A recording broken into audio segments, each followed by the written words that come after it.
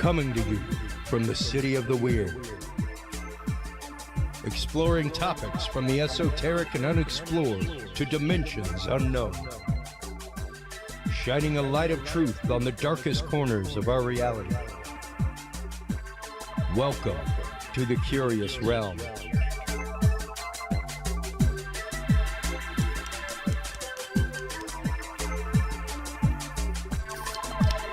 Well, hello everybody. Happy Tuesday night. Howdy out there to our good friends, Sev Talk and Earl Grey. Man, I'm so proud of them and happy for them. They're out there right now as we speak live on the MUFON Speaks podcast. Make sure to check them out, folks. By all means, check them out in replay format. Seriously, though, they are fantastic and good friends of the show. I am so happy, so proud for them. I cannot wait for us to do our dual coverage of MUFON Symposium this year. It's going to be so fantastic. We have some great guests for you tonight. In our second segment, we have our good friend Jason Quitt. His new book, Gates of the Anunnaki, is out. He's actively working on a new book as we speak. That is what I love about him, is that as he goes through a topic and starts writing, like his new book is based on an entire chapter of another book that he wrote. He was like, I was in the middle of writing it and there was just too much for this chapter. Then it ended up fleshing out into a whole book. So his work is amazing. He goes through ancient civilizations, how their esoteric knowledge has been passed down through the generations onto modern time, and how we may not even be aware of it. So stop on by and check him out. We will be joined by him in our second half of the broadcast. I officially just received my first edition of the Shakespeare Oxford newsletter. I am now officially a member of the Shakespeare Oxford Fellowship. We will be going this summer in September to cover the Shakespeare Authorship Controversy Conference in Denver, Colorado. And I cannot tell you how much I am looking forward to that, folks. I was quite literally shooting interviews for the 50th anniversary of my high school, taping down cables in the first place I ever taped cables. And I got the text message from them like, hey, congratulations, the panel has reviewed your proposal and we would love to have you come do coverage. So it was very serendipitous to get a message about covering Shakespeare while I was in the theater. So stay tuned for that coverage this year, folks. It's going to be fantastic. Thank you so much to our good guest, Catherine Children, for helping make those connections happen. Margie Kay is our guest in this first segment. She is the author of Gateway to the Dead. She is also the author of Winged Aliens. Well, it went off the page, but Winged Aliens as well as many other books. Welcome to the show, Margie Kay. How are you doing? I'm doing great. Thank you. So pardon me as I throw your digital book around my studio. It just flew out of your hand. It did. So, well, you have been in the world of paranormal investigation for years. And speaking of somebody who has a voluminous amount of books, you yourself are a regular writer and releaser. How long have you been in the world of paranormal research, Margie? About 40 years. Wow. And, probably a little before that. But I'd be revealing my age if I told you exactly. I got really interested at a very young age because some strange things happened to me. So I went down the rabbit hole and I haven't gotten out yet. Well, and you need so much in the rabbit hole that you've actually helped found the UnX Network. You have UnX Magazine. This is a full-time pursuit for you. It's not like some weekend warrior action. So No, it started out that way, but it's definitely full time. It's very easy for it to become an all-consuming passion. Even most of my time outside of my family is spent just cramming research into my head and reading things and watching shows and listening to interviews. And some of your stuff, especially Winged Aliens, is really amazing. Let's start kind of cracking the nut a little bit about the paranormal and some of the research that you have done, Margie. Okay. Well, like I said earlier, I got interested in the paranormal at a young age. And by about age 10 or 11, I had realized that I was psychic. Well, I mean, the whole family knew that from the time I was like 2. And I decided to investigate it. And I started going to the library and checking out as many books as they would allow every month. And it was all on the occult and psychics, ESP, Edgar Cayce, the gamut. And then one thing would lead to another, until finally you can't stop. We're talking about all different subjects. And I believe all of these things are related as well. And you can't just say down one aisle, say, for instance, UFOs in one, and then cryptids in another, and interdimensional beings, cryptids, and, winged cryptids, of course. It's all connected. And the thing that connects it all is consciousness. So I've come to realize that your particular level of consciousness is what is going to allow you to have different experiences with interdimensional beings and beings and entities that have a level of consciousness equal to yours or higher, but you're at least able to communicate at a certain point. Interesting, because we on the show regularly, Margie, I will state, I fully believe in the existence of extraterrestrial beings. I fully believe in the existence of interdimensional beings, Sasquatch. I believe that there is a large hominid species roaming the woods of North America. However, I also believe that there is something else out there that is willing to use the tropes of our mind that we are comfortable with to expose itself to us. Whether it be the fact of like, you're out in the woods and you'd be comfortable seeing a Sasquatch, so that's what pops out of that portal for you. You know? Yeah. And that's just where I lie with it from the research I've done, things like that, is that there is something else there that is kind of using the tropes of our mind as a form of consent to appear to us. That, and when they see your vibration or your vibratory rate, then they'll know when it's time to let themselves be known to you. For instance, I had an extraordinary event in 1985 when Valiant Thor appeared to me while I was at a massage therapist, and his head appeared to me on the wall, and he spoke to me, but no one else heard it or saw it that was with me. What did Valiant Thor say to you? Oh, he said, first of all, he took over my massage therapist because my massage therapist suddenly turns to me as I'm getting ready to leave, putting on our coats.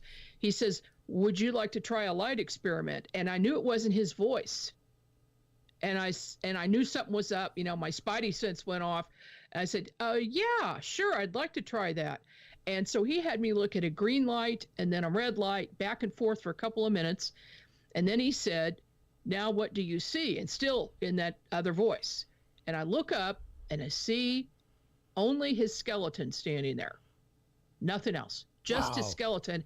And I'm trying to process this for a few seconds when all of a sudden to my right, a voice talks, and I look to my right and I see the head on the wall, and he said, "I am Thor, and now you have X-ray vision." And he says, "I'll be in touch with you. We're going to be working together." And he was gone. And everything was back to normal. And I looked at my brother and my children and massage therapist. I said, what did you guys see that? Did you hear that? And they're like, "What?" "We didn't see a thing." Wow. And I didn't know who Thor was at that time at all. But I would come to learn because I was doing psychic readings for people.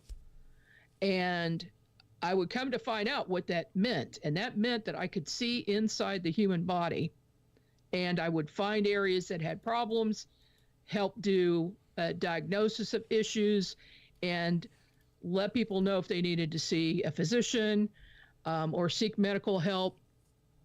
And in some cases, just tell them that something, that they thought was wrong wasn't, because I didn't see it there. And so that ability has increased over the years, and Thor has stayed with me over the years, usually just telepathic communication, but he has appeared to me on several occasions during that time. And I've visited his craft in my astral body.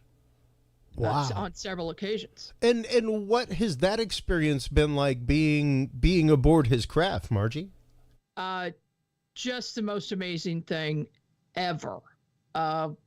It's what it looks like on the inside is mostly this silver colored metal in most places, but it's still beautiful in there. He's showed me the very, very upper deck is all a greenhouse. So that's where their food is grown, in this upper deck, and they get sunlight through the top of the craft, which, by the way, is in a bubble that it envelops it, and so it's invisible to anybody that's just driving by. They wouldn't see it.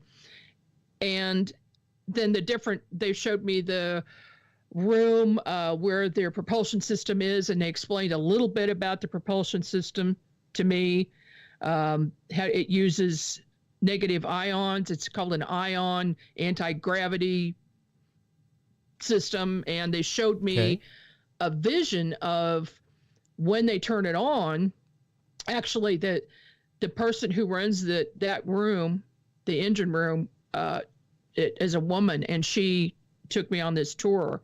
And so there's a railing around this big circle, and you look down the circle and the engine is below it, but the craft, you can see the ground underneath it. And then you look up, you can see the sky, because it's open in the top and the bottom of the craft.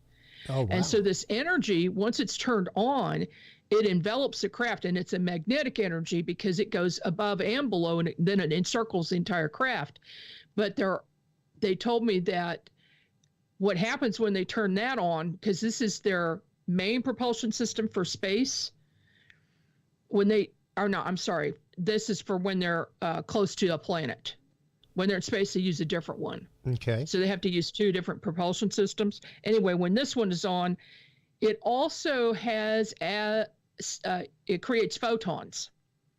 So that's why you see light around some of these craft. You just see a light flying through the sky. That's a craft. And it's because they're using that type of propulsion system. They cannot hide that. They can't hide that light part.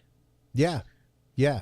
And you know, that is something that we've discussed regularly on the show, especially once you start dealing with high order electromagnetic fields, things like that, high order plasmic fields, which, if you're bending space, time, things like that, you would have to be using some technology similar to that. Those do off-put light. Those do operate within a very specific frequency range. And one of the ideas that I've proffered is the idea that experiencers of that, specifically, Margie, those who have been aboard craft, those who have been in proximity of craft, are very much affected the same way that an analog watch is affected by being near a magnet. Where that watch will always be partially magnetized. It will always tell time in a different way, because of the vibrational field that it has been exposed to.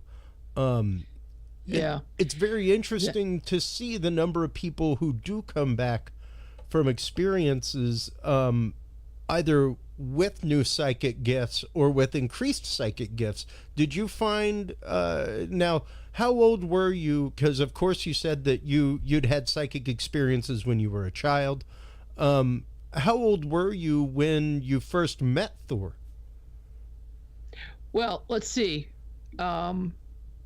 And how long had you been having I was 29. psychic experiences? How long had you been? I was 29, yeah. And I'd been having, I mean, we knew by the time I was 2 that I was very psychic. Oh, wow. But what he did was increase that exponentially. So I can see inside people or animals or inside buildings or machinery, cars, can, find where a problem is with a vehicle. I may not know what I'm looking at, but I can describe it and then someone else can go fix it.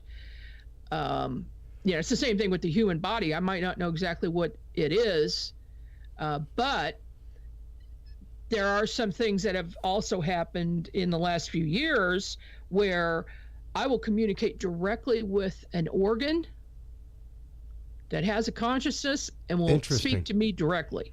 Interesting. And so, how does that conversation happen for you? I mean, is it a conversation of impression, kind of in the sense of a remote viewing session? Is it in the sense of a telepathic form of communication or conversation? How does that happen for you? It's both. I'll remote view it, I'll see it, and I will see what it looks like. For instance, if what I see a lot is a slightly enlarged liver with stones in it, and I'll see that, and then the liver will telepathically communicate and tell me what the problem is and what needs to be done about it. So I will make some suggestions. And of course, since I'm not a licensed professional, I always say this is for entertainment only. And the person needs to just take what they want from that reading session and, and either take care of it themselves. Sometimes it's a very minor thing, or they need to see, a physician. And sometimes I see things that are urgent. Sure. And I'll tell them. I don't sugarcoat things when I do readings, by the way. I will just tell people the truth about everything because I feel like there's a reason why they've come to me and they need answers, and I'm just going to tell them what I see. Yeah, exactly. And it's one of those, especially with what you're dealing with and the way it comes in, it's hard to sugarcoat that because truths are hard, Yeah. And they can be hard to deal with, but they're kind of supposed to be.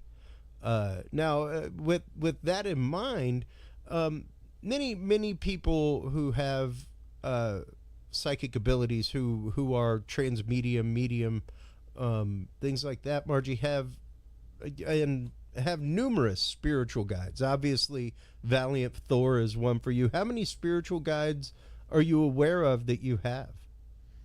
Oh, at least 11. But they come and go. Okay. They'll show up when I need them. For instance, I've got one guide named White Cloud, and he was actually the first one I met. My grandfather contacted me in the year 2021. Yeah, 21. I was in a dead sleep. And at 3 o'clock in the morning, I hear my grandfather's voice. Now, he'd been dead since 1972. And even though I am a medium and I've contacted loved ones who passed over for other people for years, I could never get in touch with him. And it always bothered me. Well, I heard his Brooklyn Italian accent, and he says, Margie, get up. And I'm like, oh, what? And I sat up in bed. I said, no, I did not just hear that. And I started to lie back down. He says, Margie, get up and go down to the computer in your office. And so I said, okay. So 3 o'clock in the morning, I get up, I go down, and he speaks to me, and I just kind of did automatic typing, which I didn't know I could do. And because I couldn't really remember everything he was saying to me, I was in like a trance state. Okay. And typed up 3 pages of stuff for the family and also coming events for the world, things like that. And then he came back to me a few days later and he introduced me to a spirit, Native American by the name of White Cloud. And then I was told the whole story about how we had spent several lifetimes together and I was a shaman with him. He trained me. And then I became medicine woman. And I said, wait a minute, I've seen medicine woman. And what medicine woman showed up when I was visiting a massage therapist one time, and I saw her standing next to him, and I said, who's that Native American lady with the long white hair wearing a blue dress? He says, oh, you can see her? That's medicine woman. Oh, and wow. she comes in to help me sometimes. Well, come to find out, well, and then she helps me when I'm doing work on people. I'll do some Reiki healing on people, and she'll show up. But she is me. So try to wrap your head around that one.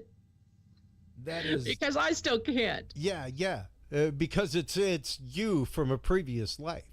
Yes. Wow. Yes. That is, and you know, I've been through regression a couple of times. I actually just went through a regression session with some of the strangest results I've had yet, where everything, it was like whenever they tried to go deeper, it was like everything was covered with saran wrap. It was the weirdest thing. I could hear muffled voices. I could see things, but it was like I was inside of like a shower with privacy glass. Everything had that like warped refraction to it. It was really strange. And it's the first time that that's ever happened where I wasn't able to go deeper in a session. And I've kind of been trying to figure that one out. So, well, it could be that it's just something you're not ready to know yet. Could be. And it'll be made available to you at some point in the future. Now, when it comes to that, when it comes to finding somebody to work with, because it's a very personal situation, trying to, at least for me anyway, trying to find somebody to do mediumship or to do psychic work with, or even to do my remote viewing training with. You know, to have as a monitor. How do you recommend somebody find someone such as yourself, and how do you recommend they settle in with someone? Well, you do have to be able to have a rapport with that person, and there's a lot of trust involved, both ways. And really, what it is, it all boils down to vibration as well. It's kind of like tuning an instrument.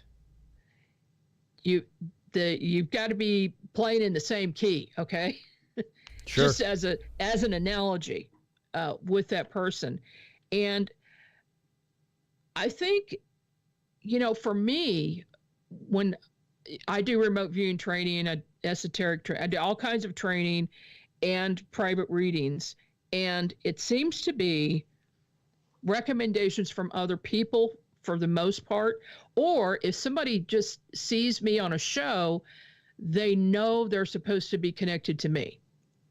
And it always turns out that I'm able to do a really good reading for them, or they attend a class and they have results and, gain knowledge from it. Yeah. I don't think there's any coincidences. I think people are connected for reasons, and maybe they connect in one way and then it turns out to be an ongoing relationship. Yeah. No, I definitely concur with that. That is something that we discuss on this show regularly, is the idea of vibration, the idea of connectedness. I mean, even right now, by all 9th grade science, Margie, we're sharing an electron shell.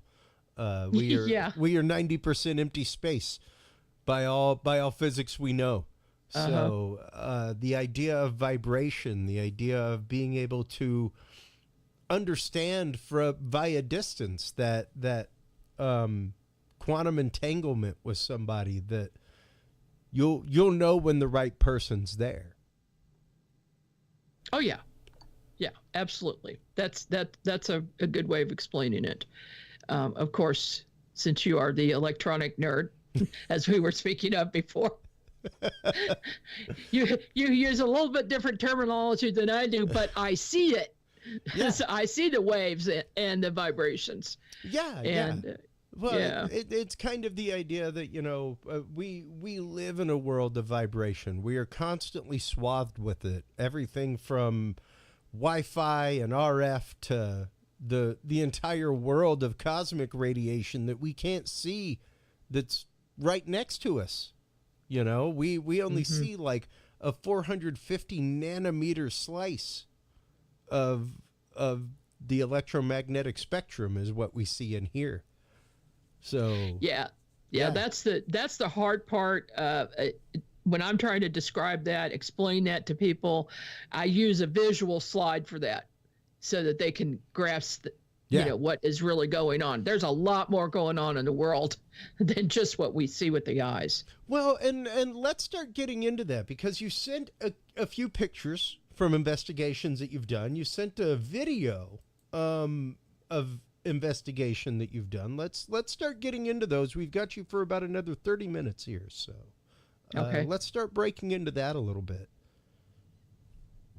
Let's see. Your one of the pictures that you sent was this interesting one. Yeah, this was a strange thing that happened. This is actually an X-ray, and it's part of an X-ray. I don't know why it's only showing that part, but there was no hand in my back. This hand just showed up in the X-ray. My hands were down at the sides of this table. Yeah. And this showed up in my back. And the technician was so freaked out about it. She handed it to me and she said, "Get this out of here. I don't want to have it." Well, yeah, because I mean, if you've ever had an X-ray, of course, like they go behind a lead-lined wall. Yeah. Like you would have lead all over you, other than the place that's being targeted. Nobody is going to have their hand on your active back during an X-ray session, much less with what appears to be a ring on. Yeah, it looks like possibly two rings. Yeah. On this hand. And the thing is that I had the feeling it was my mother who had passed. Oh, interesting. Yeah, but I still to this day don't know for sure what that was. That's just a weird thing I thought I'd throw in for you. Yeah, well, and it's one of those that, once again, looking at things from that angle, from that point of view of the things that we can't see that are all around us, that is beyond a smudge or anomaly on an X-ray. That is massive. That's huge. Like that would have absolutely been a safety risk for anybody else in that room. Well, there wasn't anyone else there. Yeah, exactly. So, it's pretty unusual. That's why I show it. Now, you've sent another one here that appears to have something going in between you and the distance of a room in front of you. Looks like what kind this of a stairwell, something like that in the background. There's a doorway to the right. Mm-hmm. That was our living room. And I was in that living room one evening by myself, and I saw a ball of light on the ceiling moving around, and then it shot out the door. And I turned to look to follow it, and I saw a full-bodied apparition of a man walk by and head right to that second door, which is our laundry room. And there is no staircase there that you see in that picture. There's not anything there. This is an apparition. And these other squiggles and stuff, those are not normally there. Yeah. There was something there. And I'm thinking that before this house was built, I've remote viewed it, and I saw a cabin there. And I think that was a staircase in that cabin. And then the second picture that you've got, which looks kind of similar, this was the second photo. And if you look, it looks like a hand is in front of the camera. Yep. And I had the distinct feeling that this entity did not want me to take its picture. Wow. And did you understand why that was the case, or No, other than I felt like it was a male and he wanted privacy and he felt like that was his space and he felt invaded. And Yeah. especially when, and that's something that I brought up pretty regularly on the show, especially when it comes to preparing for paranormal investigations. The idea of trying to blank slate things in your mind.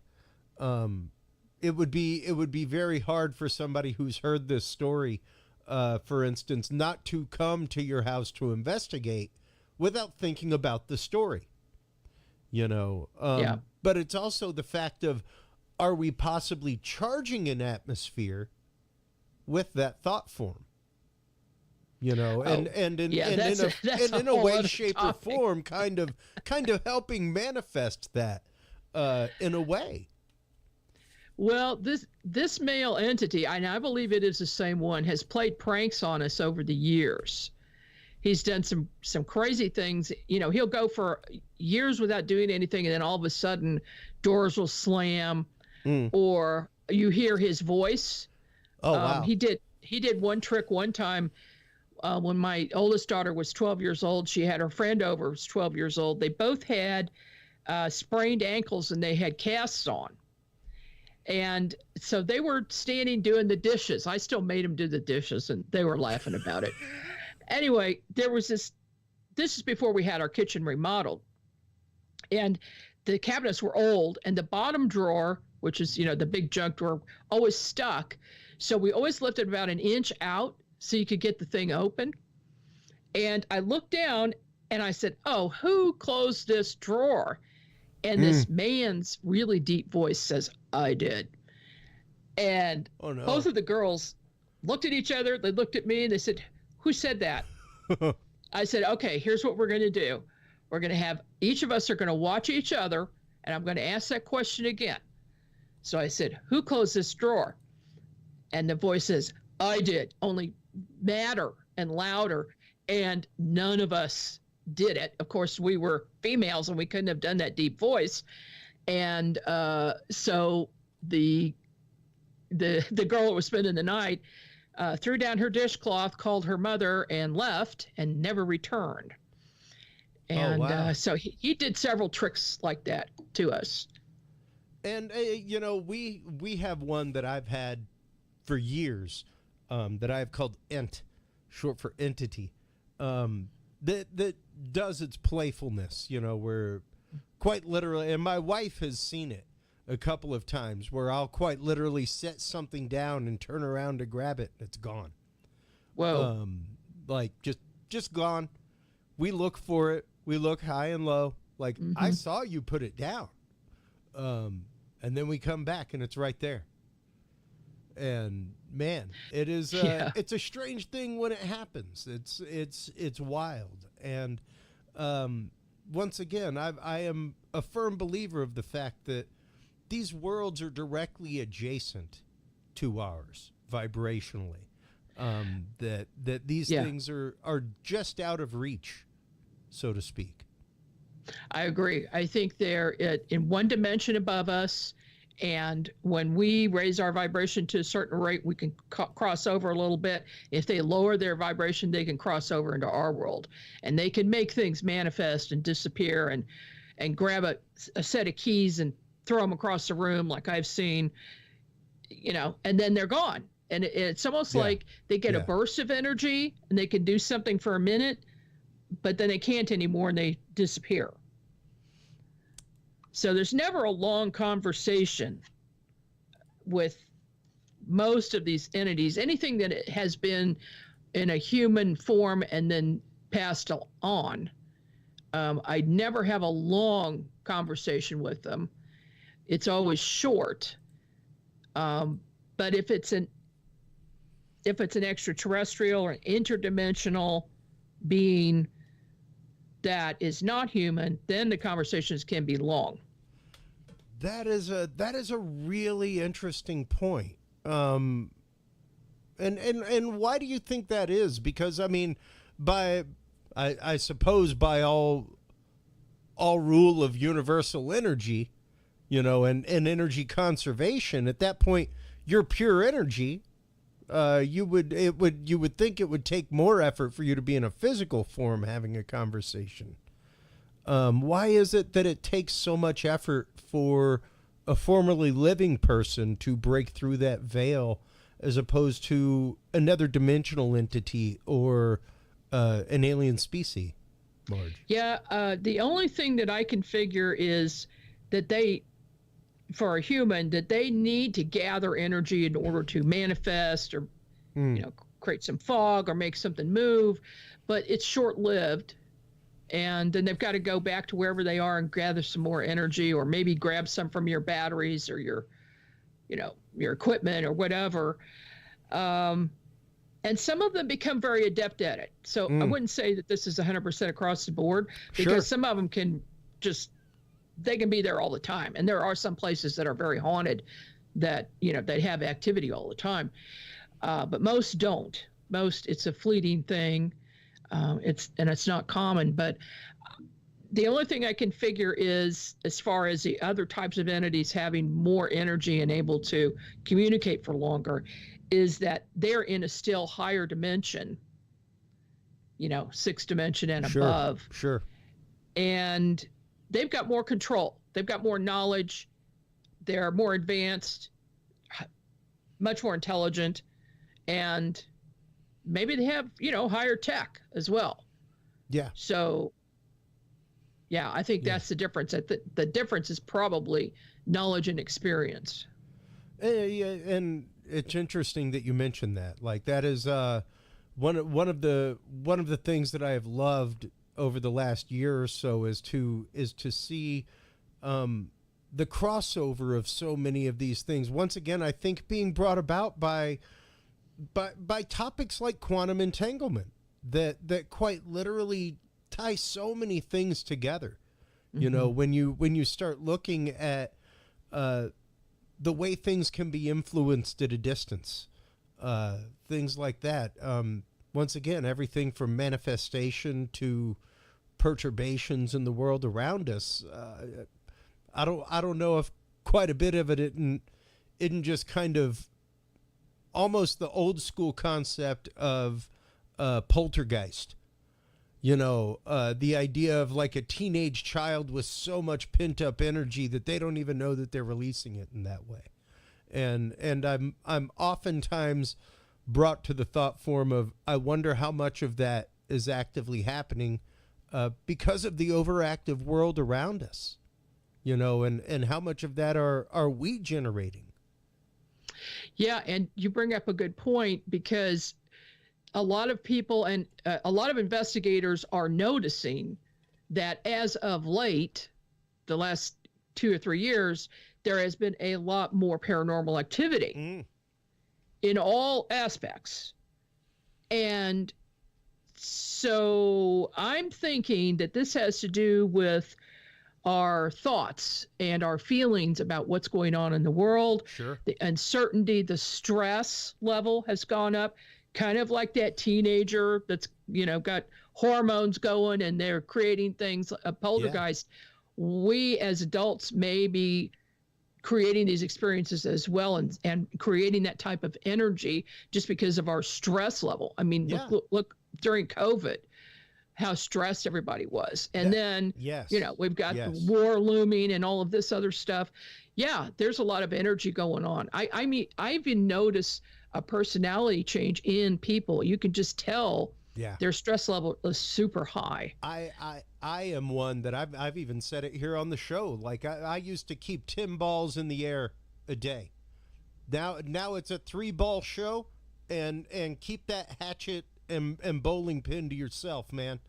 My bandwidth is about a third of what it used to be.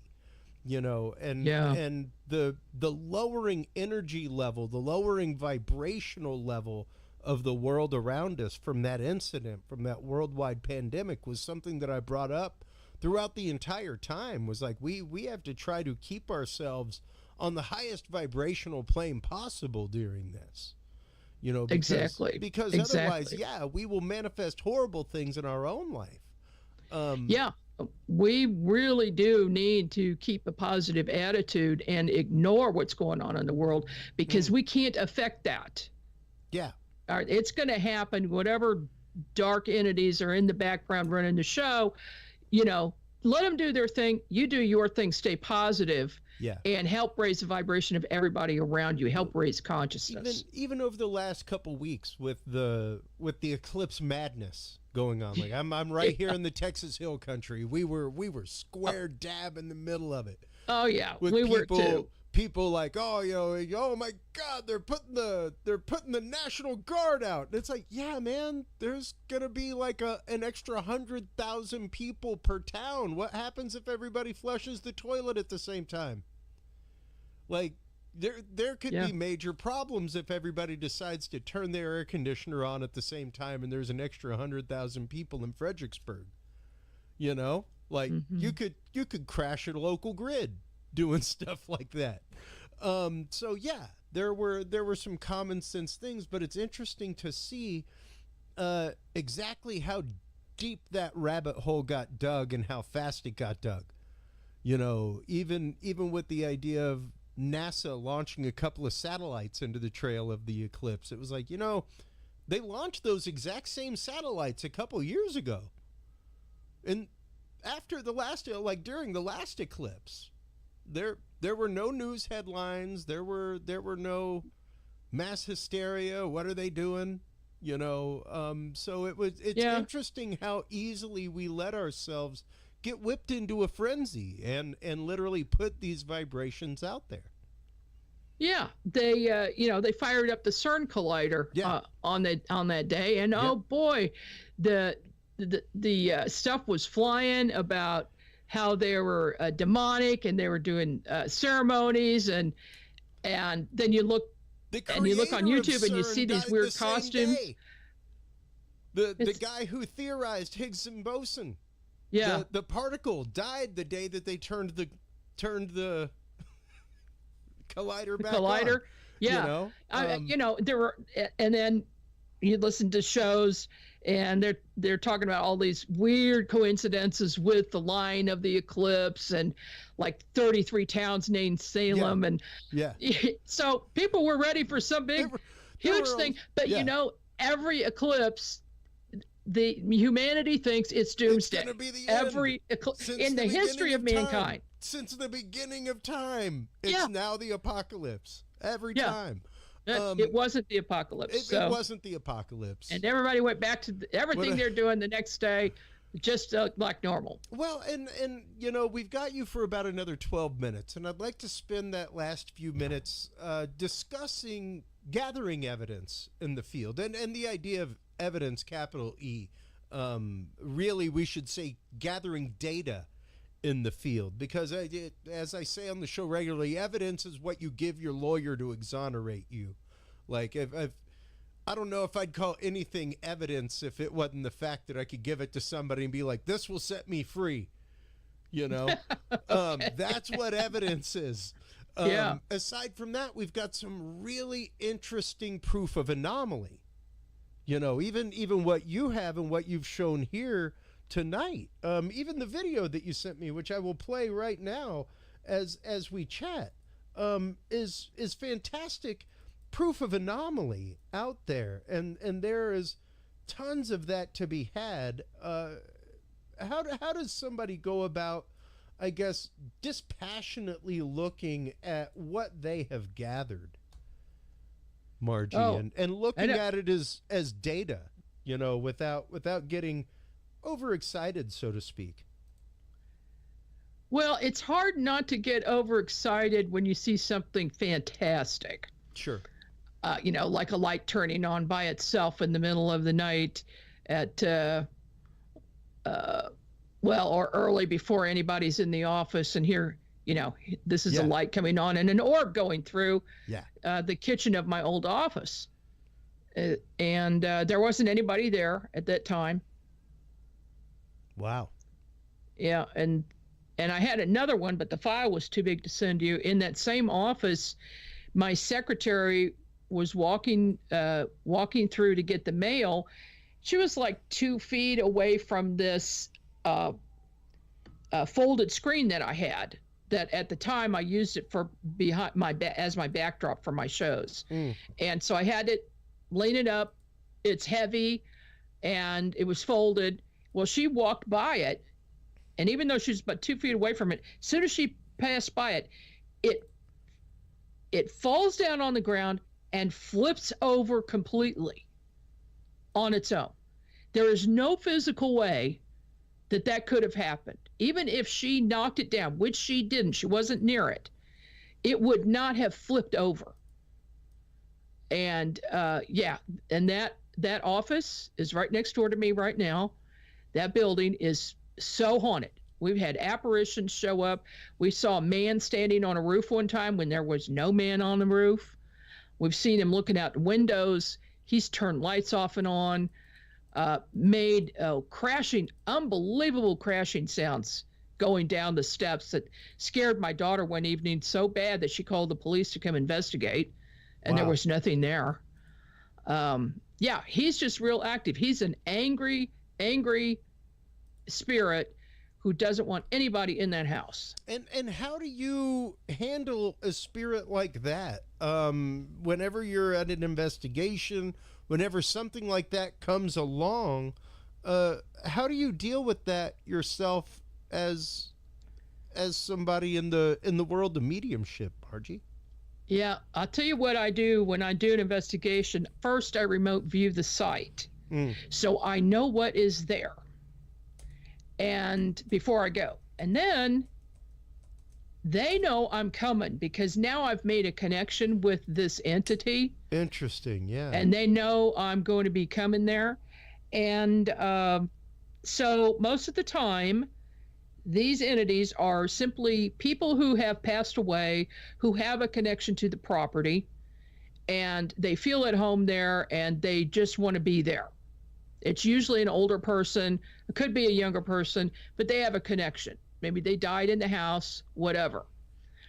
But occasionally, and not very often, there will be a negative entity that's made an attachment to someone in the house, or they really are,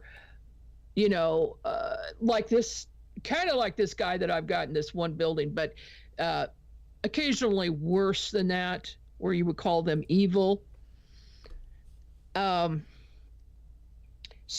I have the ability to ramp up my energy, so to speak, would be the way I would explain it, and get rid of that entity.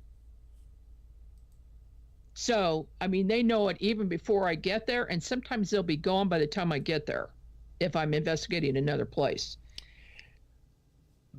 The remote viewing of the location beforehand is very interesting, and I see that as, yes, a fantastic opportunity to kind of have that distance handshake in a safe way, before you do physically get on location, where some sort of physical attacks, physical harm, things like that could happen. Is there any kind of danger? And this is something that I want to approach from the remote viewing point of view here in the last couple minutes with you. But with people doing things like that, is there any kind of danger of them being harmed? What are the caveats that somebody should take into consideration before doing such a thing, Margie? See, when you're remote viewing, you are sending a part of yourself out, your consciousness. And this is a physical thing. It's very light, but it is a physical thing. So you've already made contact with an entity. It's very important to do protection before you remote view anything, because you don't want to bring anything back with you. Now, is it easier for them to do it when you're there in person? Yes. It's easier for them to make attachments, especially for people who don't do protection.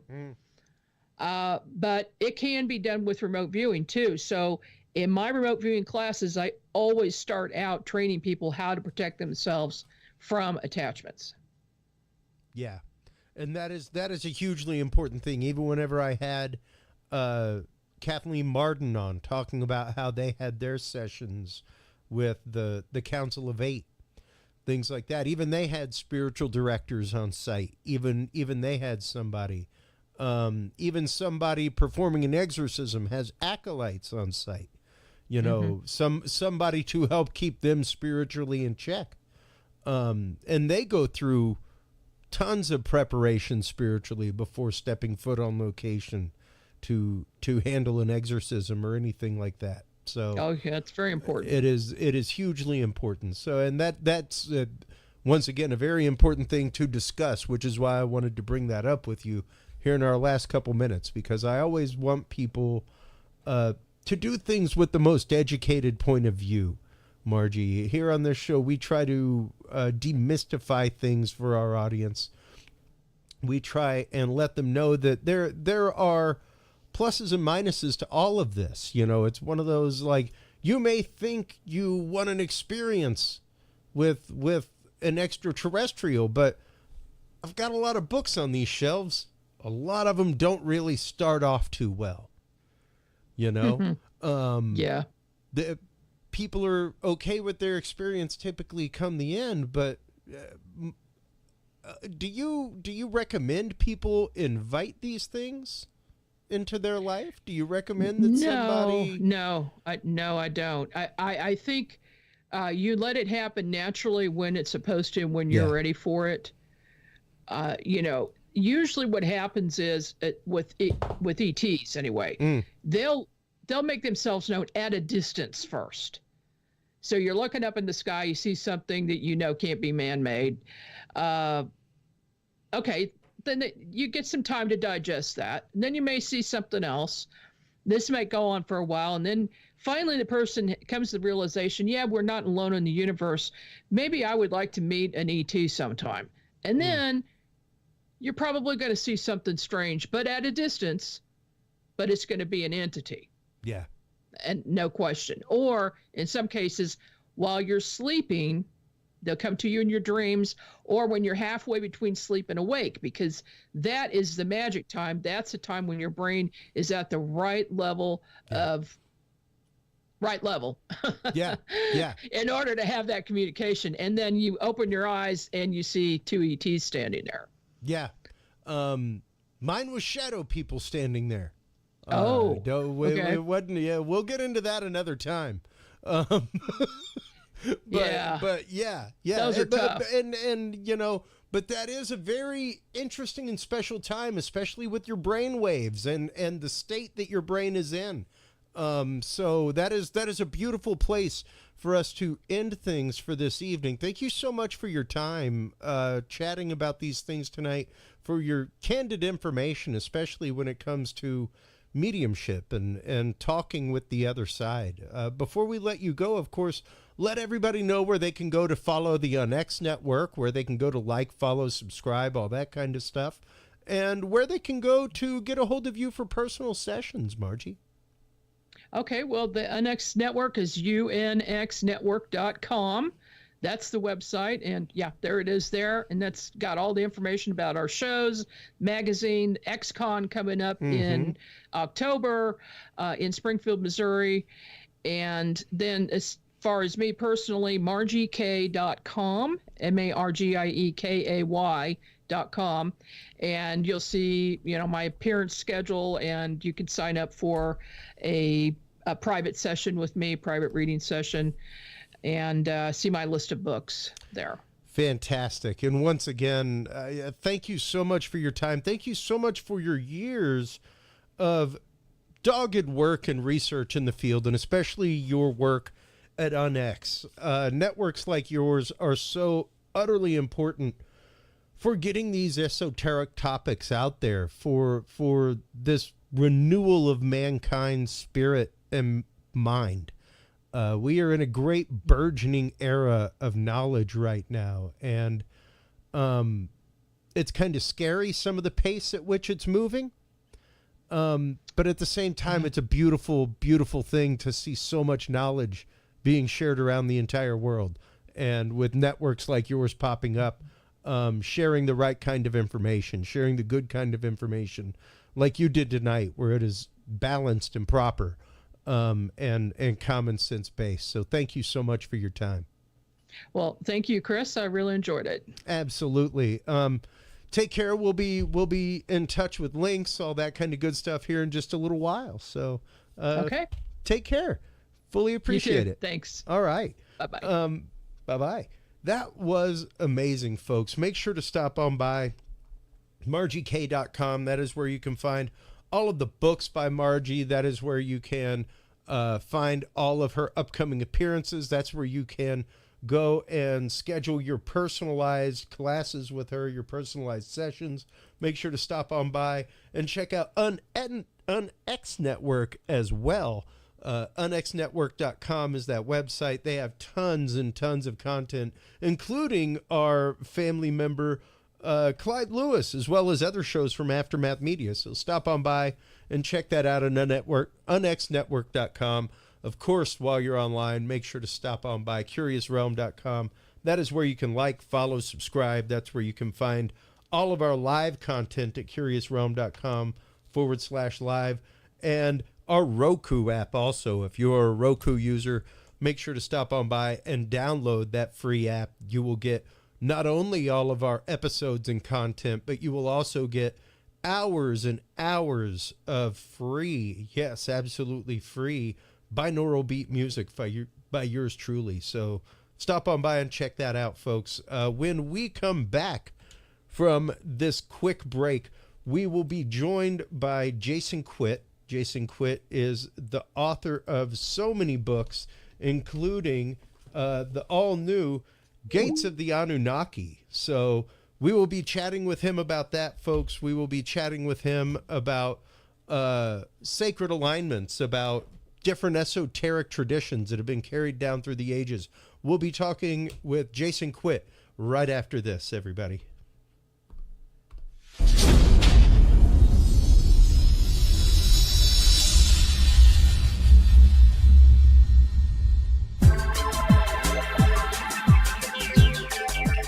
The Curious Realm Podcast is your source for the latest and greatest news and events in the world of the paranormal, esoteric, and forbidden knowledge. And there's no better way to spark the conversation than with items from the Curious Realm store. Choose from fan favorites like hoodies, mouse pads, coffee mugs, and more. Buy books and items from your favorite Curious Realm guests. Get your hands on the latest gear for paranormal investigations and experiments we discuss on the show. Open your web browser and stop on by the Curious Realm store at curiousrealm.com/store to buy the latest Curious Realm wear and out-of-this-world gifts for yourself, your family, or a mind that you want to open. That website again is curiousrealm.com/store.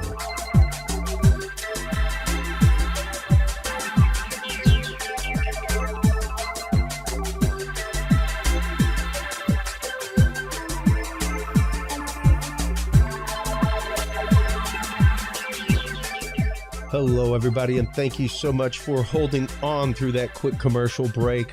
And also, thank you so much to our sponsors, especially True Hemp Science. True Hemp Science is my CBD of choice. We have worked with them for years and years as a sponsor.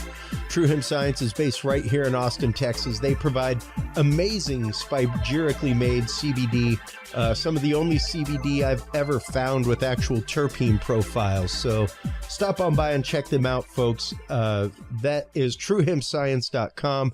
That is the website you want to visit.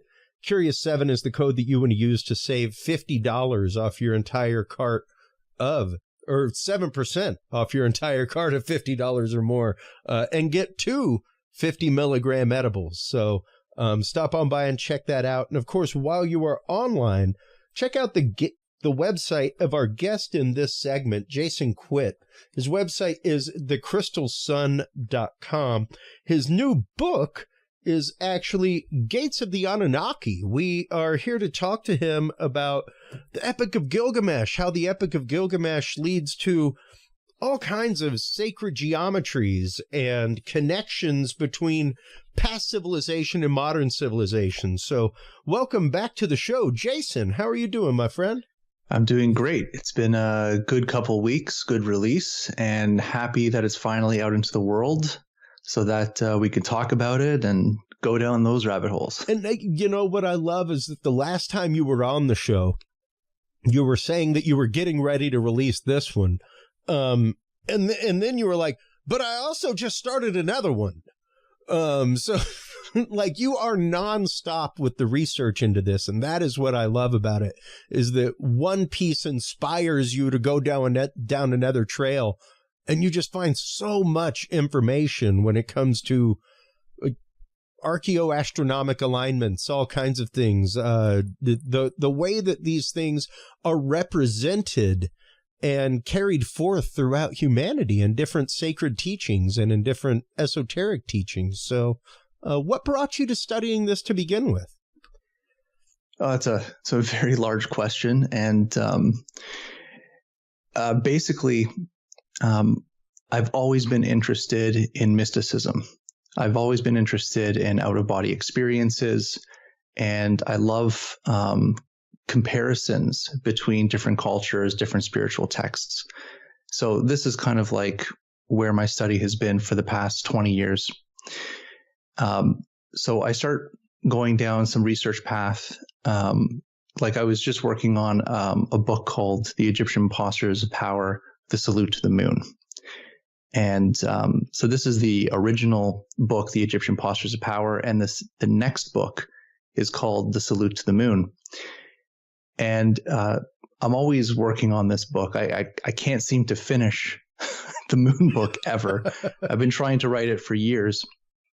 And every time I'm writing a chapter on this book, I get some inspiration or I fall down a rabbit hole.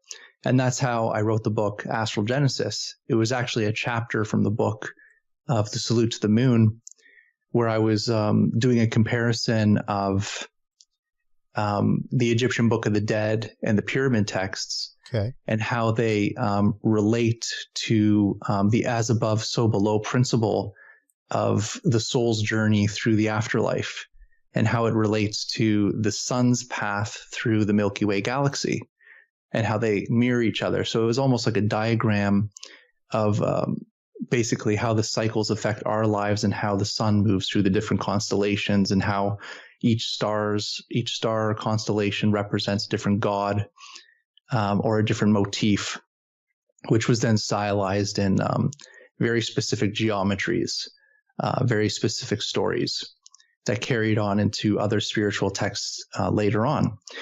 So as I was writing that chapter for the Moon book, I realized that there's so much more to what I'm saying in this chapter that I just pulled the chapter of the book and expanded it into Astral Genesis. So then this year, I said, okay, I'm going back to the Moon book, and I'm starting to write it again. And I started going down the research path of the moon gods. And one of the oldest moon gods is a god called Nana. And this is a Sumerian moon god that first shows up about 4,000 or 5,000 years ago. And what's very interesting about Nana is that he held a higher position than the sun, which I thought was very rare. Usually it's a solar motif, but in Sumeria, it was the moon god was the father of the sun. So it was a very powerful deity, and many stories and hymns were written about Nana. And in Akkadian times, his name changed to Sin, but it's still the same god. So there was this one text I was reading, because I always like to go back to the source material. And there's a text called The Herds of Nana, which is a very ancient tablet that, talks about how great Nana is. And it talks about his houses or temples in the heavens. And he's known as the shepherd. Again, his symbol is the horn crescent moon. He's the shepherd of bulls. So it has all this symbology related to Nana. And because he's he is connected to the waters and fertility and the grass of the lands. And this is why herding animals are very important to moon goddesses or gods. But it talks about specifically in this hymn about these numbers. It starts listing all the different cattle that he owns in heaven, and he puts a number, a quantity of each cattle and where they're stored. And when I was looking at these numbers, it just hit me. These are very known numbers.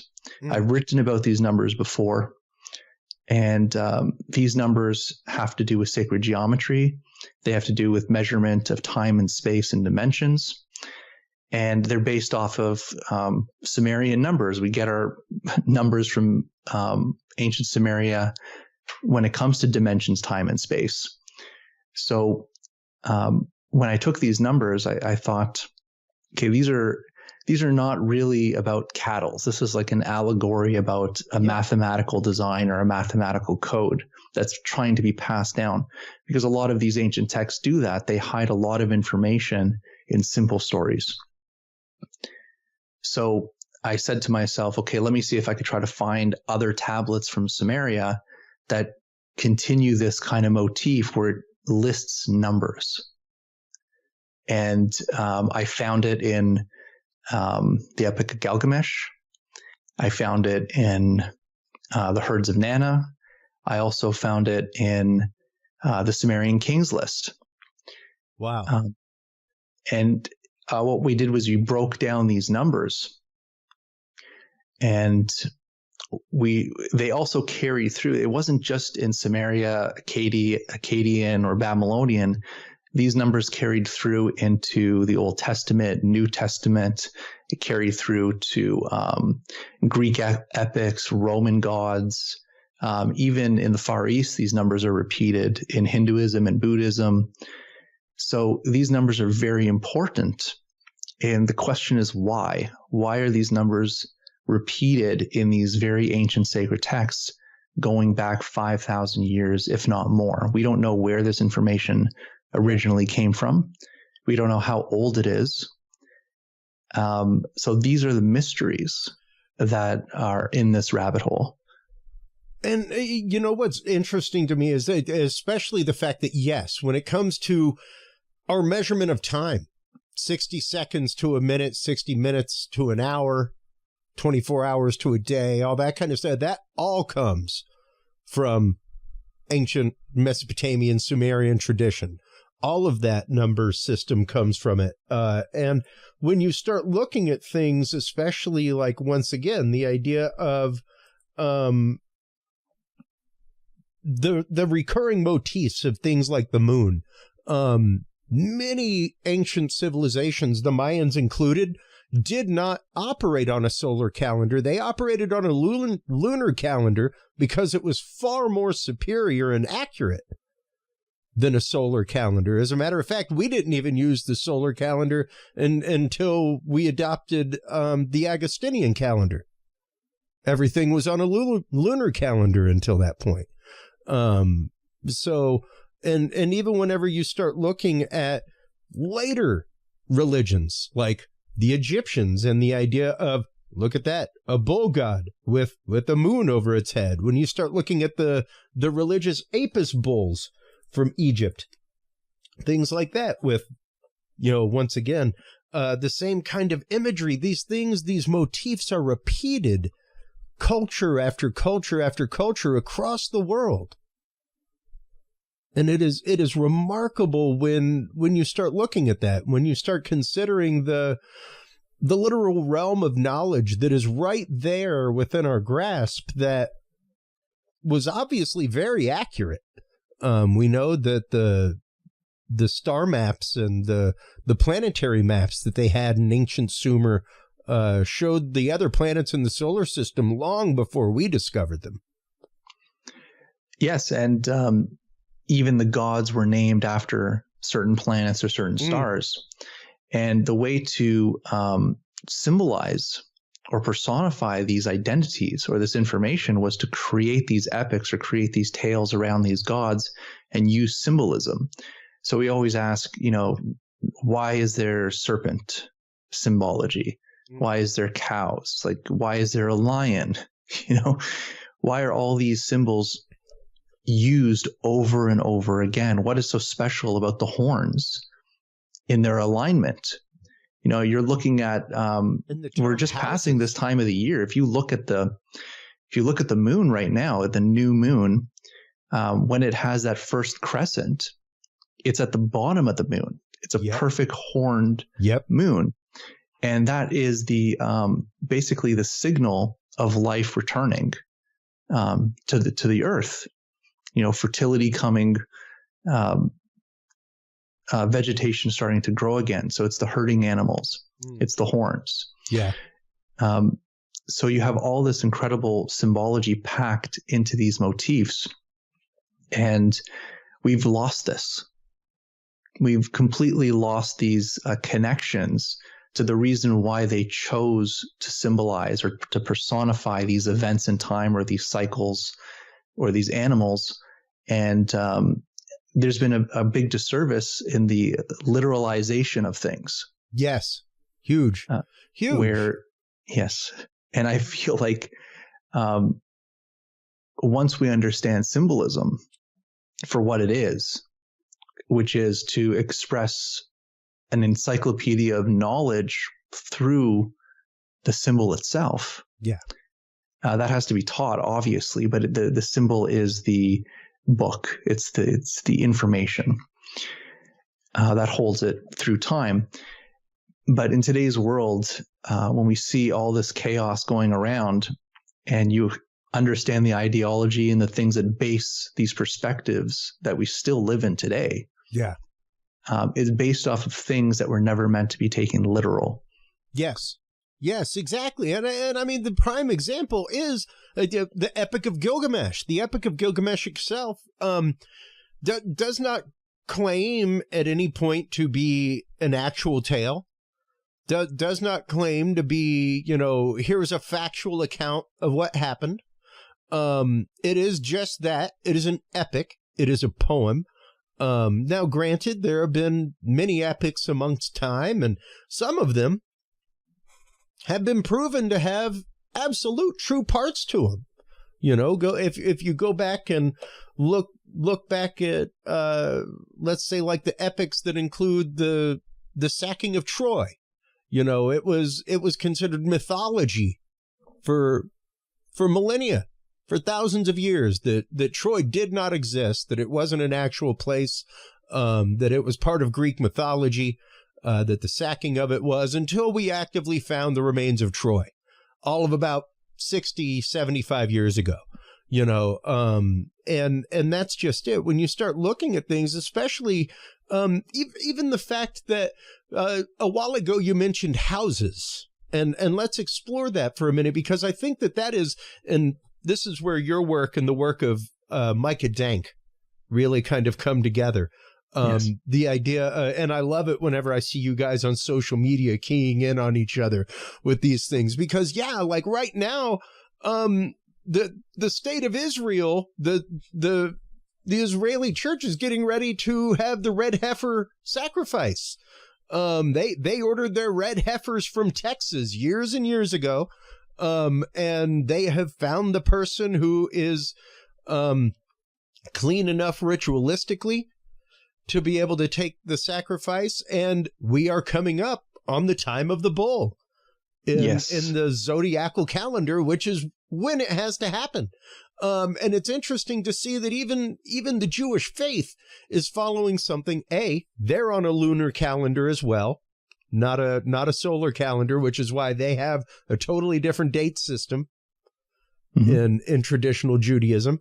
And in addition to that, once again, very zodiacal in the way their calendar moves. And when you start looking at the timing of this red heifer ceremony, it is oddly enough right as we are coming into the time of Taurus. And these things, it's interesting to see them referring to houses back then. And I think the zodiac is probably the closest thing we have now, which even in and of itself is still adulterated. See, if we take this idea, which you just put forward, it comes from an earlier time. All right. So when we were talking about the bull and bull sacrifices, this is the time of the age of Taurus, which is about 4,000 years ago. Now, Hathor, which is Ra's counterpart, the goddess Hathor, she is also known as the cow, the red cow, and she is basically brings in the spring and the summer. All right. So in the Bible, we're talking about the sacrificing of the golden calf or the bull. That was done in an earlier time period. This is why in the Bible, when this is, they go to oh man, it's a big one. It's a big one, man. But when they go to Mount Sinai to get the 10 Commandments, and they build the golden calf as an idol to be burned or sacrificed or prayed to, they destroy it because they left the age of Taurus and it became the age of Aries back then. So it was all about the sacrificial lamb and the lamb's blood on the doors. Yep. So it switched from Taurus, the bull, to Aries, the ram. And this is where the space of Judaism came from. And then when Jesus came, he was known as the fish, and so you're sacrificing the fish god, Yeah. And the symbol of the ichthus. Yes. So you have all these kind of motifs that continue forward during the changes of the ages. And this is where we're at today, where we think that, where does the red color come from? All right. They're burning, or they're sacrificing the bull during the sign of Taurus, or the house of Taurus. And what's on the opposite of Taurus? It's Scorpio. All right. And Scorpio is known for a red star called Antares.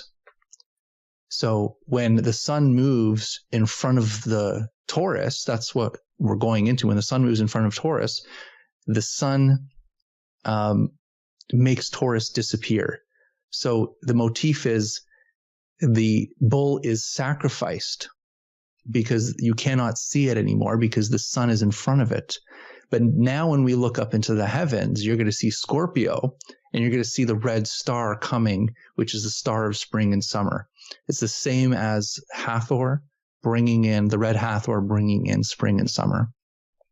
Yeah. And once again, a huge point of Jewish prophecy, a huge point of Jewish tradition that they have considered for a long, long time. So to see this coming to fruition right now in our lifetime is really interesting. And once again, a prime example of how these alignments, how these archaeoastronomic alignments known since then reflect nowadays, and how they are still important to our faiths. I mean, even Catholic Easter floats around the equinox. Like it depends on when the equinox is as to when Easter and Lent is. It follows the sun, it follows the moon. Yeah.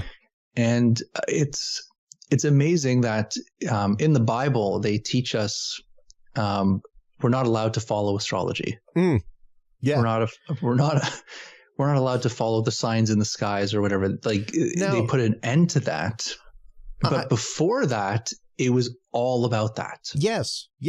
And I just had this conversation. I have this conversation on this show regularly, and I am somebody, even as a 4th degree Knight of Columbus, willing to have this conversation with anybody that'll want to have it. You start reading those big red words, and you go through and you start reading some Kabbalah. As somebody who studied to be a Roman Catholic priest, one of the many psalms that we read regularly, and that is read at the read at the ordination of priests is the one about being a priest in the order of Melchizedek of old. Now, what that means, folks, is one of the high priests of Israel, one of the people that wore the chest plate and were able to touch the Ark of the Covenant, the people that were the conduit between man and God. Now, what you had to do in order to get to that conduit was go to the temple, purchase a dove or a larger animal outside, change your money first, of which the temple got part of that money, and then you went and you sacrificed an animal. The larger the animal, the more expensive the animal, the better the sacrifice, the more pleasing it was to God. So welcome to the system of being poked by the plate. You want to know why the guy started turning over tables?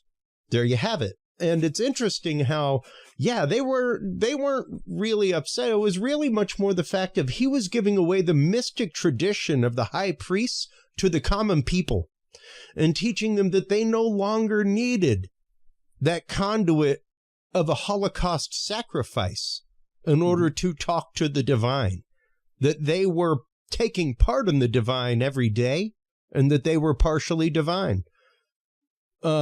And that's dangerous when you're talking about trying to keep a paradigm going and trying to keep money in the coffers, you know? And that's what's there. That's what's in those big red words. If you start reading them and kind of subtract everything else and start looking at it from Jewish mystical priestly tradition. He was giving, and it makes a lot of sense when you start seeing, like, why would the high priests of Israel be listening to a 12-year-old? Because they didn't believe that he was the son of God. But if he was a advanced Kabbalist student, darn tootin', they'd be listening to him. So it makes a lot of sense. And he gives away a lot of Kabbalistic tradition and teaching in his teachings. Yeah, and even the words ka, ba, and la is ancient Egyptian. Ka, the astral body, the light body. The ba is the personality, yeah, and the identity. And the la, if you go and open up your Egyptian Book of the Dead, La is the moon god. Interesting. You know, many people don't know that. Well, and you know, even going back, start looking back at the fact of Moses was brought up in the court of Egypt. He definitely had knowledge of the high priests, things like that. He had knowledge of sacred tradition. Arks existed all over the place in Egypt.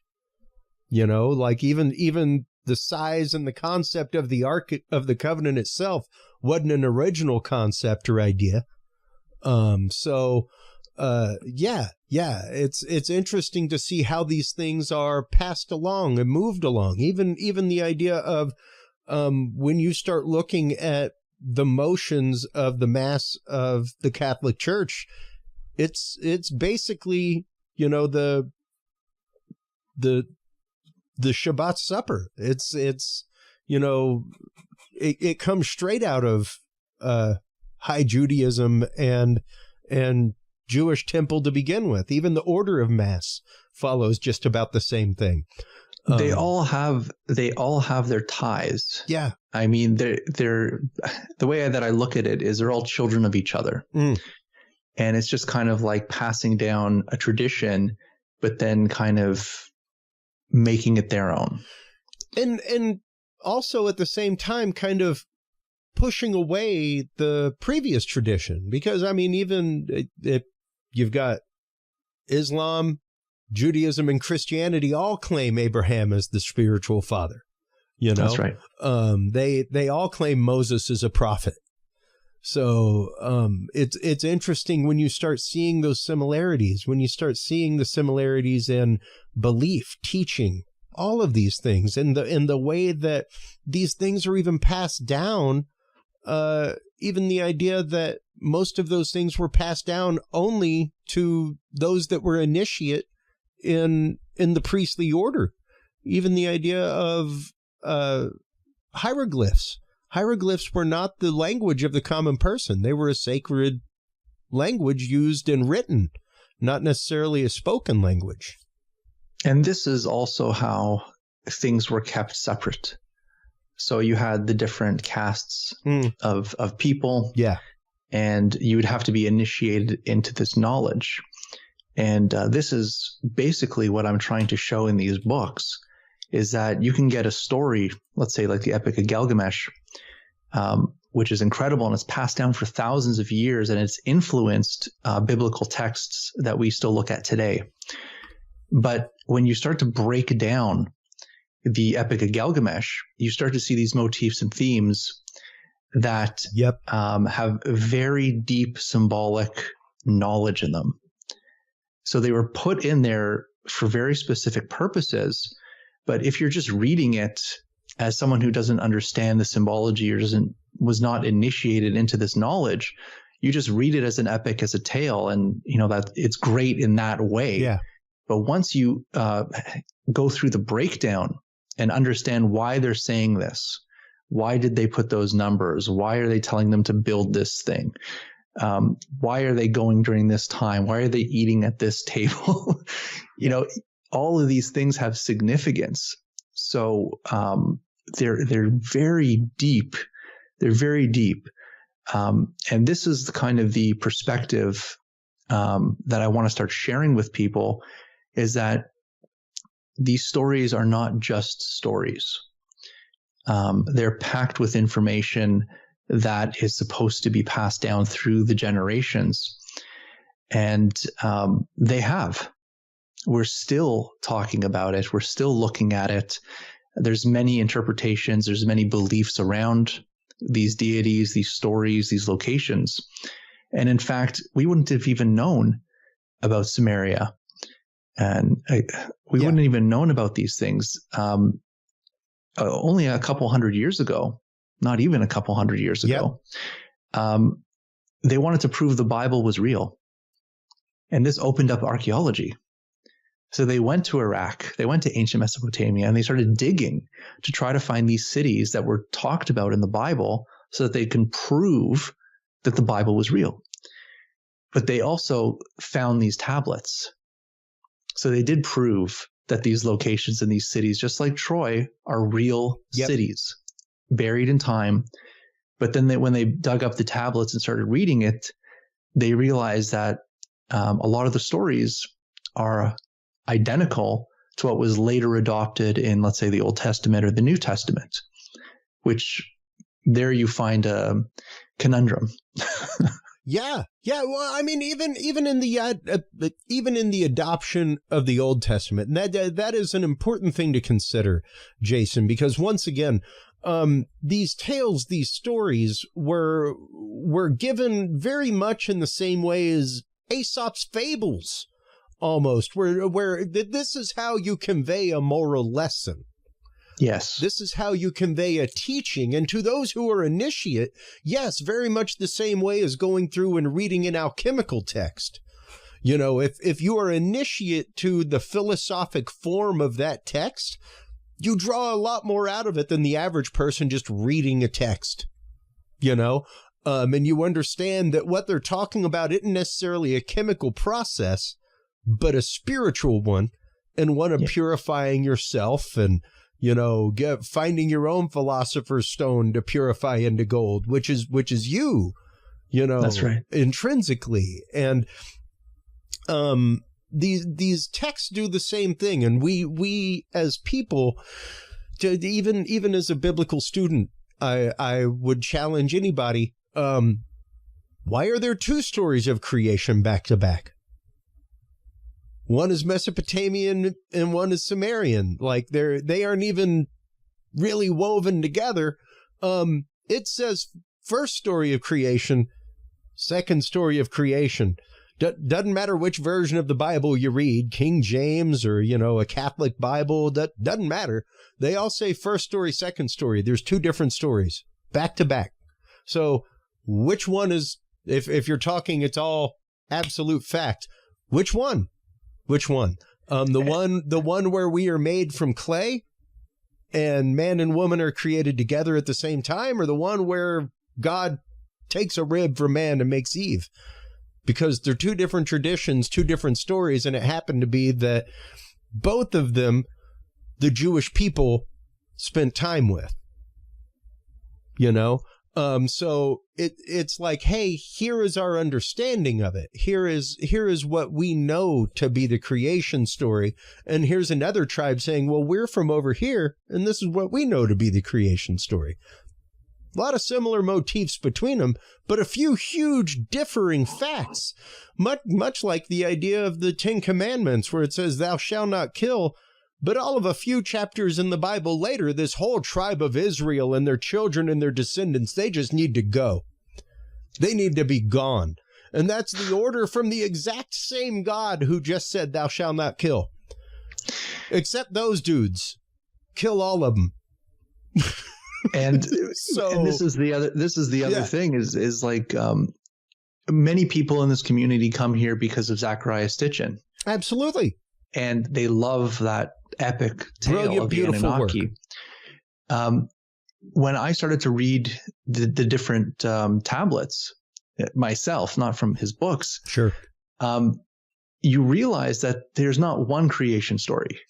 There's multiple creation stories, and it's from different locations and then different time periods. Even though it's from like the Sumerians, the Akkadians, the Babylonians, they have the same gods, same names, they kind of shift, but the stories have fundamental differences to them. So then I say, how do you choose which one is the one that's absolute fact and then disregard the rest? You have to look at them and see what are their similarities. It's really interesting. And if you read the very popular ones, like the one with Atrahasis, which is very similar, or the one that Zecharia Sitchin talks about, where they create man to take the labor of the gods. Basically, a demigod offers his life as a sacrifice, and the blood of that god was then used to mix with clay to create mankind, right? But if you go to the Babylonian tale, which is the Elnum Elnish. I can never pronounce that properly. That's all right.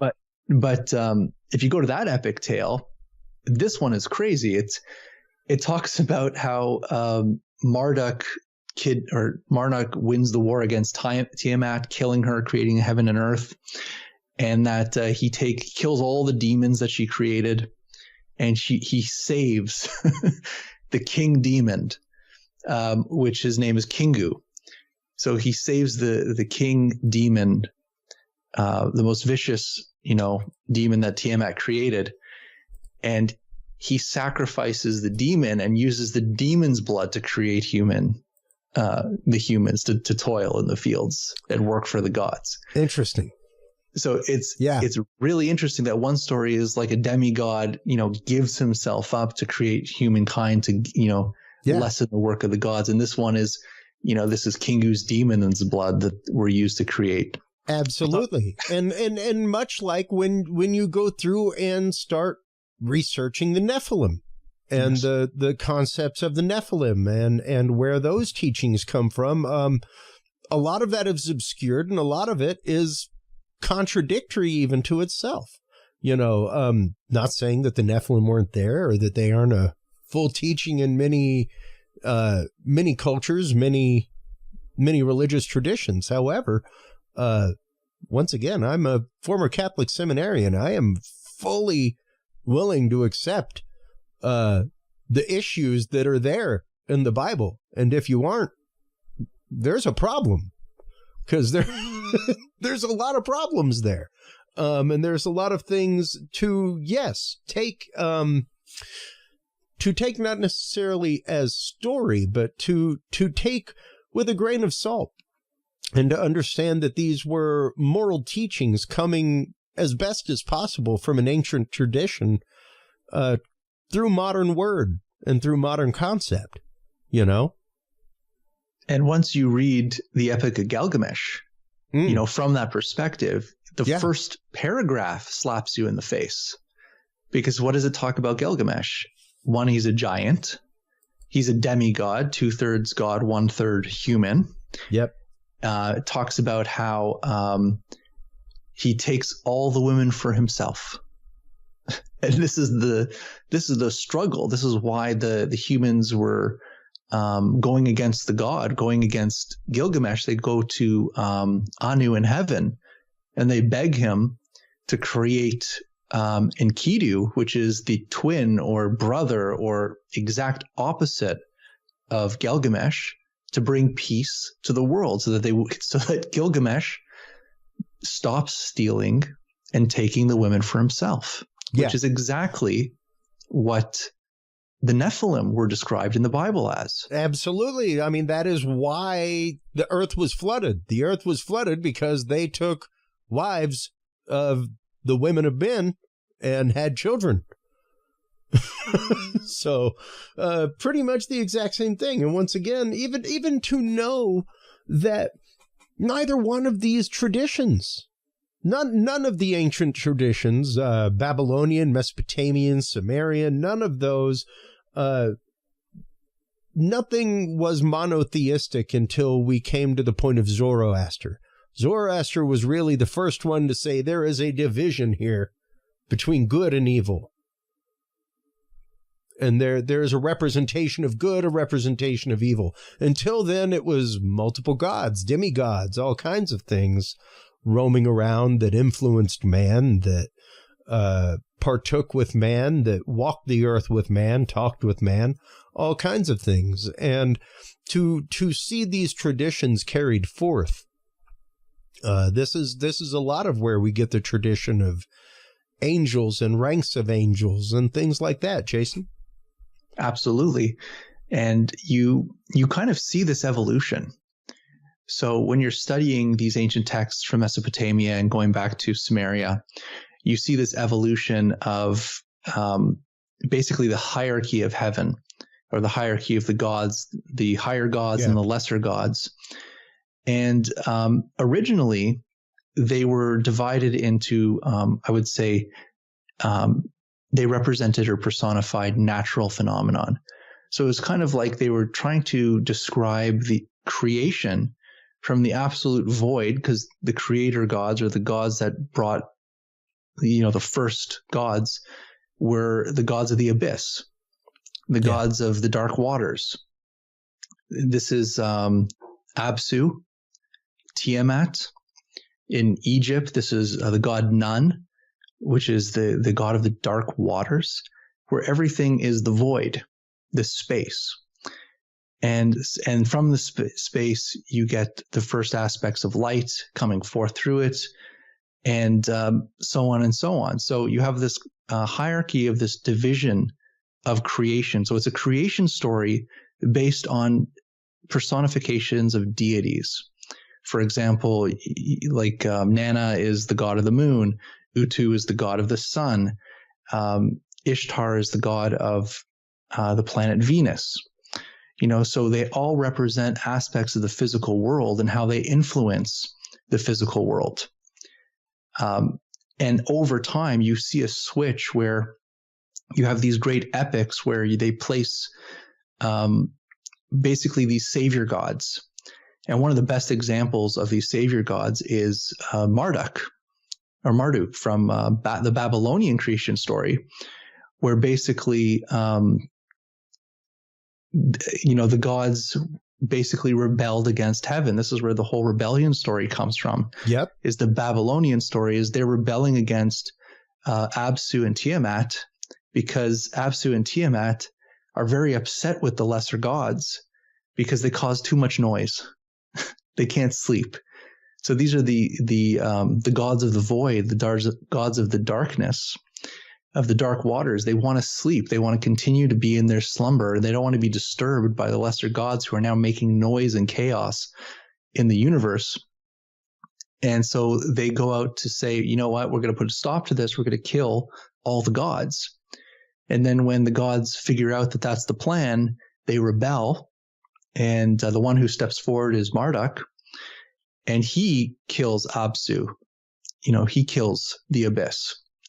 And he kills Tiamat. So he becomes the savior, and then all the lesser gods look up to Marduk, and he becomes the savior of the universe. So I think this is like the first instance where suddenly you have, Marduk is exalted over all the gods because of what he did. Yep. And that's pretty late in the game. That's the Neo-Babylonian version. So this is right before Old Testament, maybe a couple hundred years before Old Testament. Yeah. And I think this lays the groundwork, and it really does lay the foundational work to these stories that came afterwards. Absolutely. Absolutely. Because, I mean, once again, that was the time of the Babylonian exile. Everything else, that is when the Jewish people were living in Babylon. So to have picked all of that up, to have had the prophet Ezekiel, which was just before that time, was just before Ezekiel, where the prophecies of the one who would come, the one who would come to free us, the one who would come to stop the darkness. And I just had up on screen a minute ago Genesis 1:2. The earth was formless and void, an abyss. Like that was the tradition, straight up, for just about every single ancient society, is the fact of all of these things came from the darkness. If you go to my book, The Egyptian Postures of Power, I actually did a side-by-side comparison of Genesis and the words of Genesis, of the creation, and the hierarchy of the gods of Egypt. And as you go line by line, it actually shows you that it's the same hierarchy of these formulas of creation that are expressed through each god or each division from the void into creation. It follows that same motif. Maybe different, and it's not even different words, No, it's just not really. In different ways. Yeah, it's interesting. Once you start down, much like you, once you've started down this rabbit hole of information, it doesn't take long to start finding these things, and it can be hard for it not to just envelop everything. It can be hard for it not to be like you, where it's like, I'm in the middle of researching one book and completely wrote another book. Yes. Like I just couldn't put it all in one chapter because there's just too much. And we regularly have Stephen Myers on, things like that. He talks a lot about, actual technologies that may have built the pyramids, aside from UFOs coming down and giving us the technology. And it's like, that is almost not saying that is not within the realm of possibility. Very well could be. But I think it also subtracts a lot from the ingenuity of humanity and from the knowledge that our ancient ancestors had. The knowledge of standing wave frequencies, the knowledge of how our brains react to frequencies, and why their sacred spaces are the sizes and dimensions that they are, that oddly enough happen to amplify those frequencies. These are things that we have just discovered. And when you start looking at ancient Minoan society, Egyptian society, rings of Stonehenge, all of these locations have these properties. And we even have Coral Castle today. Yep. Where the person who built it basically said that he had figured out the secrets of the pyramid builders. Yeah. He didn't share that knowledge, but he demonstrated it. Absolutely. Absolutely. And, these things are being discovered regularly. They are out there, and there are tons and tons of resources. And I am so glad that you are out there, Jason, as one of those resources, because the work that you have done in this series of books is so entirely clean. And what I love is that you much like Stephen Myers, his whole thing is the Orion correlation theory. And the idea of correlation is not causation. Just because something correlates doesn't mean that's the source of it. Mm-hmm.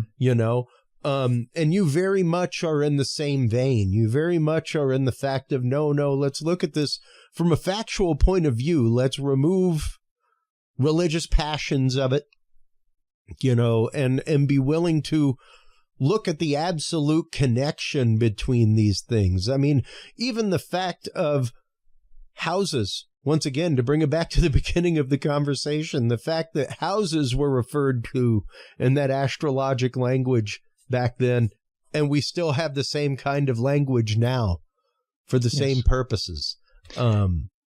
And it was very clear back then. Yeah. It wasn't a mystery back then. When they were talking about the different gods in the different houses, they were talking about the sun moving into different constellations in the zodiac. Yeah. And they would be changed in form. So, for example, one of the examples I put in the book was the god Enki at his gate. And Enki is in the form of a goat with a fish's tail, which is the symbol of Capricorn. Yep. And what is Capricorn? It's the winter solstice. It's the beginning of the wet season. And Enki is pictured with water coming out of his shoulders. He is the god that represents water, the bringing of water to earth during the wet season. So it was abundantly clear back then what that represented and what that was. Yep. And once again, the fact, like we say regularly on the show, our ancestors had these different views because they had a different view, period. They actively had a view of the night sky. We rarely get to see these things cross across the night sky in the grandeur in which they do in a modern day and age. But my grandfather knew when to go hunt. He knew when to go hunt because his grandfather knew when to go hunt, and they knew when to go hunt because of where Orion was in the sky in relation to the time of year, things like that, These were things that regularly decided when you put seed in the ground, when you harvested that seed. This is what you lived and died by. It wasn't just something that you hung up on the wall like we do now. If you didn't know this, if the high priest of your area didn't know this, and you didn't listen to him, you may not make it through the winter. We call it symbology today. But back then, it was maps of survival. That's right. So you had to know these things. So we come, like you just said it perfectly, we come to this from a completely different perspective because we're trying to place this knowledge in our era of time and our era of thinking, which you cannot do. Nope. And you'll never figure it out and you'll never understand if you're putting it through the lens of today. That's right. Just like how they can't see what we understand. Can you describe a Simpsons episode and why it's funny to someone 4,000 years ago? 50 years ago. Yeah. 50 years ago, I would give you, because those things change. Those change with the social mores and morals of society. What was funny in Shakespeare's time, you look at it now and it's like, you got to explain why it was funny. Yes. You got to explain why a comedy of errors is funny. And the thing is, we don't realize, but we're still doing the same thing that we've done for thousands of years, which is tell stories that have moral, tell stories that have morality, and tell stories that give a glimpse of the culture. So like if you're looking at, let's say the DC universe or the Marvel universe, the Avengers, Superman, all these things, we're actually placing our cultural understanding, our cultural wisdom, and tying it to these ancient motifs that have been playing out for thousands of years. And we're still doing it today, even though we don't realize it. Absolutely. Absolutely. And that's just it. Good people have gone through and figured that out. When you start looking at a lot of modern philosophic teaching, things like that, like this is where we get the ideas of Star Wars and, once again, the ideas of Superman, even in and of itself, comes from a conglomeration of these teachings of ancient civilizations and modern philosophic teaching. Yes. Of the Superman. Yeah, and we have these stories ingrained in us, and we continue to evolve them and continue to adapt them to our place in our time. And that's what makes us human. That's right. I think it's the greatest survival thing that we have, because we can now pass that information down generation to generation, so they can build off of that knowledge that we placed into it.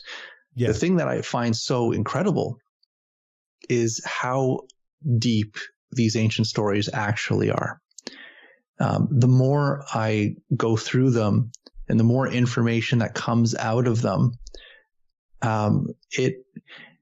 it's so deep that the mind or the minds of the people who originally put these stories together must have been incredibly smart, incredibly gifted, taught by the best is all I can say. Yeah. Yeah. For it to survive this long. And for it to have the information that it has literally encoded in it. I'd love to say that it didn't encode it, but it's one of those, like, the information's right there. You just have to kind of know what the information is and what you're looking at, you know? No different than an astrological map of the sky. You know, somebody recently asked me, like, how do you know how to find all of these deep space objects that you take pictures of, man? It's like, because I know how to read a sky map. Yeah.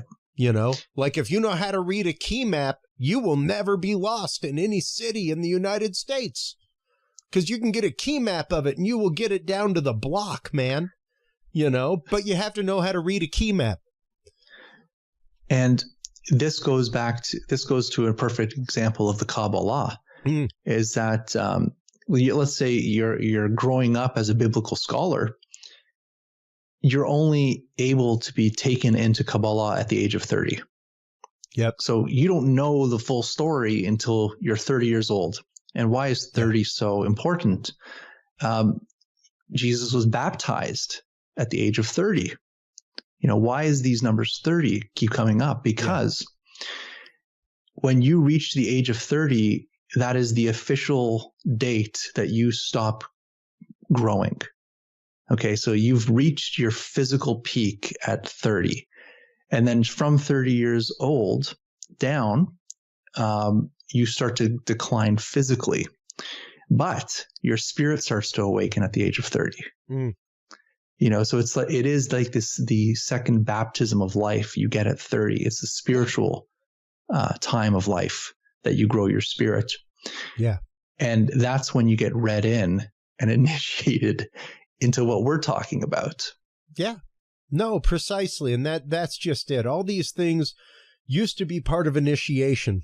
They were all part of either a cultural or spiritual initiation and coming of age. And I'll be honest, we are very immature as a society nowadays, Jason. A mature society does not diminish people for what they think, for what they believe, does not, feel the need to change somebody's wanted belief. Even whenever you look at ancient Rome, other ancient cultures that came in, the wise ones, sure, they may have built a temple or two to their gods there, but they allowed the local religion to continue. They allowed the local culture to continue because they realized that was what was important to those people, was keeping that alive. You know, and if anything, they did, well, kind of like the Catholic Church did, where they'd be like, oh, wow, you have this thing called Ishtar about this god of rebirth? Cool. Look at that. We have a thing that we have called Easter, where our dead god rises from the grave. You know, very much the same thing. We should have them at about the same time. You know, and that's where we end up today. And unfortunately, a lot of people don't realize that, yes, there was a lot of usurpation of these things by religion, by mainstream religion. by my religion. They were fully usurped, fully brought in. No different than Dia de los Muertos and the idea of All Saints Day, All Souls Day. You know, very much the same thing. So we do this all the time in culture. We do this all the time throughout humanity. And your book, Gates of the Anunnaki, is absolutely amazing, man. I want to thank you first off for sending me an advance copy. The copy, and the color is what I love, because you actually include color illustrations of things, all that kind of stuff, to show these angles and the way that these things are connected throughout history, and the way that these esoteric teachings have carried forth even into modern day society. So thank you so much for your reams and reams of research. I can't wait to see what the new book has coming forth. Let everybody know where they can go to keep up with your work, where they can go to order the books, where they can go. You're actually appearing at Contact in the Desert coming up. So, yeah, I know you don't know your booth number yet, but tell us a little bit about Contact and everything else, bud. Sure. Well, this year in Contact, it's going to be the first time where I'm going to be presenting Gates of the Anunnaki. Awesome. So I'm going to be working on that presentation now till then. And, you know, I can't wait to share that information with everybody. I'm also going to be doing a talk on not astrogenetics. I would do a talk on experiencers and a talk on the Egyptian postures. You could also find me at the Crystal Sun. That's my personal website where I got lots of crystals and books and things of that nature. And or you can find it very easily on Amazon.com. And I'm on Twitter as well. Awesome. I'm mostly active on Twitter. Awesome. Under Jason_Quitt. Well, fantastic, man. Thank you so much for your time as always. It's great chatting with you. It's great catching up. Once again, your work is just on point. So fantastic.